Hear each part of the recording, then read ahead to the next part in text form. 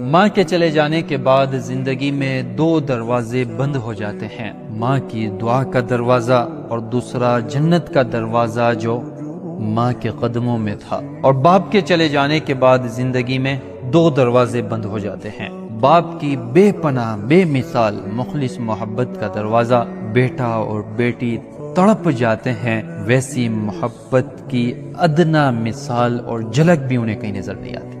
اور دوسرا باپ کی ڈانٹ ڈپٹ میں اصلاح، تربیت، رہبری اور گائیڈنس کا دروازہ۔ باپ کے چلے جانے کے بعد احساس ہوتا ہے میرے باپ کی ہر بات سچی تھی اور میرا باپ دنیا کا سب سے سچا انسان تھا۔